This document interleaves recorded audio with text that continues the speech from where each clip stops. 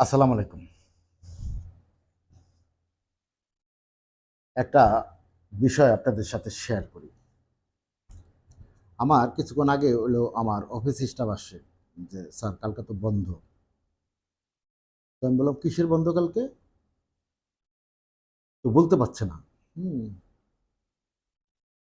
তো আরেকজন আসলো, কয়, "স্যার কালকে তো বন্ধ, গভর্নমেন্ট হলিডে। তো কালকে কি আমাদের অফিস বন্ধ থাকবে?" তো আমি বললাম, "কেন? কিসের হলিডে?" বলল যে, "5ই আগস্ট।" আমি বললাম, "5ই আগস্টে কি?" পরে মনে পড়ল যে, ওই যে 5ই আগস্ট সরকার পতন। হুম? সরকার পতন করছে, এটা সরকার যারা আছে এখন সরকারে তাদের লাভ হয়েছে, এক সরকার বিদায় করে আরেক সরকার আছে। জনগণের আমাদের লাভটা কি? আমাদের লাভটা কি হয়েছে? আমাদের কোনো লাভ হয়েছে? এই যে 5ই আগস্ট বলেন, যাই বলেন, আমাদের কোনো লাভ হয়েছে? আমাদের তো কোনো লাভ হয় নাই। তো হ্যাঁ গো, নাইলে হ্যাঁরা এখন খাচ্ছে, হ্যাঁদের লাভ হচ্ছে, তারা শোক দিবস পালন করুক বা আপনার বিজয় দিবস পালন করুক, যেটা করুক তারা করুক। আমাদের তো জনগণের কোনো লাভ হয় নাই। লাভ হয়েছে? আমরা জনগণের স্বপ্ন দেইয়া একটা গল্প বলি। আমাদের অবস্থা হয়েছে কি জানেন? ওই এক লোক ঋণে খুব জর্জরিত হয়ে গেছে। ঋণে খুব জর্জরিত হয়ে গেছে গা। এখন সে মৃত্যুর পথযাত্রী আর কি। মানে দম যায় যায় এই অবস্থা। তো লোকজন এসে বাড়িতে ঘেরাও করে রাখছে যে, না, আমাদের টাকা না দিয়ে লোক উনি মারা যেতে পারবে না, আমাদের টাকা দিয়ে মারা যেতে হবে।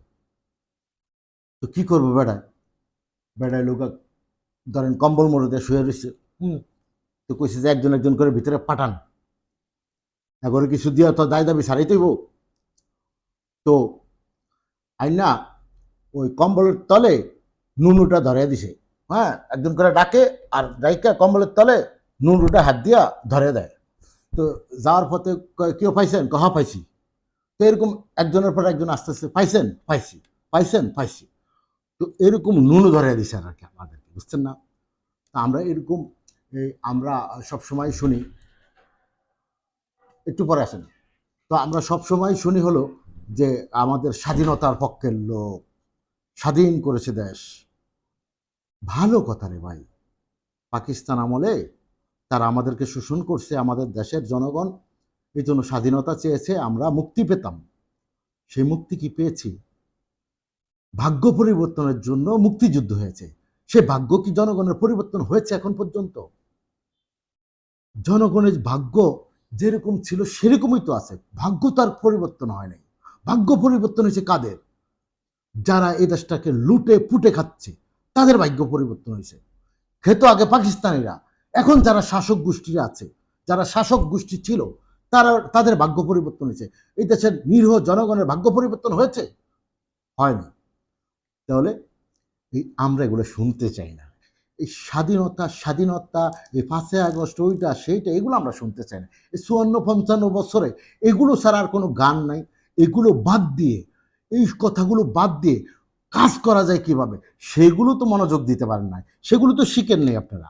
শিখছেন ওই লোক মানুষের পকেট কিভাবে কাটা যায়, মানুষের থেকে কিভাবে লুটপাট করে টাকা আদায় করা যায়, সেগুলো আপনারা শিখছেন। এই পাইছি আমরা স্বাধীনতা। আর কি পেয়েছি স্বাধীনতা? একটা পাসপোর্ট আর একটা লাল সবুজের পতাকা ছাড়া কোনো কিছু পেয়েছি?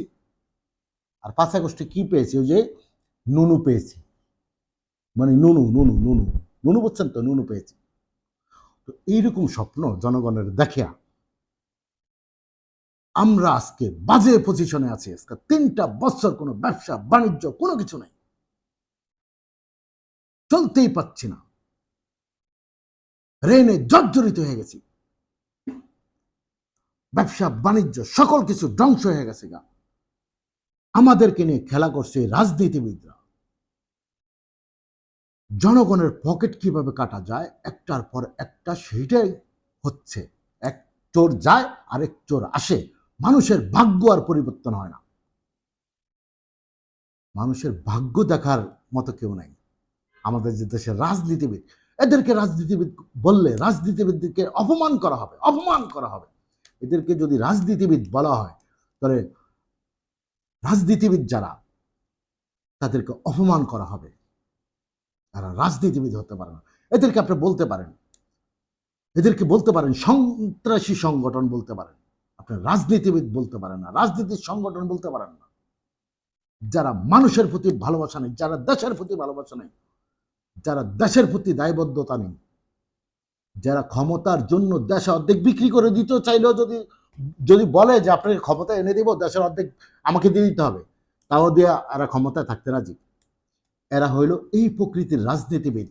এরা মানুষের কথা ভাববে কোথায়, কেন ভাববে? ভাবার দরকার আছে।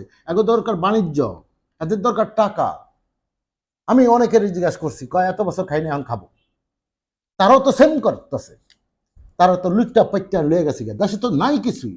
এখন যারা আছে তারাও লুটটা পাইটটা শেষ করে দেবো, মানে রাখবে না, কিচ্ছু রাখবে না। ধরেন কিচ্ছু রাখবে না, সব কিছু শেষ করে দেবে না। কিচ্ছু নাই দেশে, কিচ্ছু নাই। দেশের অর্থনৈতিক ভয়ানক অবস্থা। মানুষ বাসা ভাড়া দেয় 20,000 টাকা, বিদ্যুৎ বিল আসে 25,000 টাকা। আনবিলিভেবল। এটা পৃথিবীর কোথাও এরকম ইতিহাস নেই, পৃথিবীর কোথাও এরকম ইতিহাস নেই। আমি সেদিন নেপালে আমি 3 জনে খাবার খাইছি, 3 জনে খাবার খাইছি, 1,000 টাকা বিল আসছে। 1,000 টাকা বাংলাদেশি, মানে 800 টাকা। 800 টাকায় ভালো মানের 3 জন খাবার খাইছি দুপুরবেলা। বাংলাদেশে তো 3,000 টাকা দিয়ে ওই খাবারটা খাওয়া যেত না। বুঝেন, নেপালে আমাদের 1 টাকা নেপালের ছিল 2.5 টাকা। এখন নেপালে রইল আমাদের 1 টাকা নেপালে রইল 85 টাকা। বুঝছেন, আমাদের সমমান হয়ে গেছে। তারাও কিন্তু একটা দেশের লুটপাট একটা সরকার ছিল তাদের দেশও, কিন্তু তারাও কিছু না কিছু ডেভেলপ হয়েছে, তাদের টাকার মান বাড়ছে। কিন্তু আমাদের ডে বাই ডে খালি পড়তেছে, ডে বাই ডে খালি পড়তেছে। তো আর আমাদেরকে খালি এই স্বাধীনতার ইতিহাস, এটার ইতিহাস, এটার ইতিহাস, ইতিহাস শিখাচ্ছে, তার ইতিহাস শিখাচ্ছে, তারা আমাদেরকে শিখাবে। সন্ত্রাসীরা আর জনগণের বড় ধরনের ভুল। জনগণ যতক্ষণ পর্যন্ত সচেতন না হবে, ততক্ষণ পর্যন্ত নিজের অধিকার তো দূরের কথা, ভাত খেতে পারবেন না। ভাত দেখবেন, ভাত খেতে পারবেন না। স্বাধীনের পর যেরকম ওই আটা, ওই যে আলু খেয়ে ছিলেন না, এরকম খেয়ে থাকতে হবে। এরকম সময় আসবে। আপনারা সচেতন না, আপনার হিরুঞ্চি বাটপা, চোর বাটপা, চিটার হাতে যদি আপনি একটা দেশ তুলে দিবেন, এটা কি হয়? আপনার রাষ্ট্র ক্ষমতা যদি একটা বাটপারের কাছে দিয়ে দেন, তাহলে কি হয়?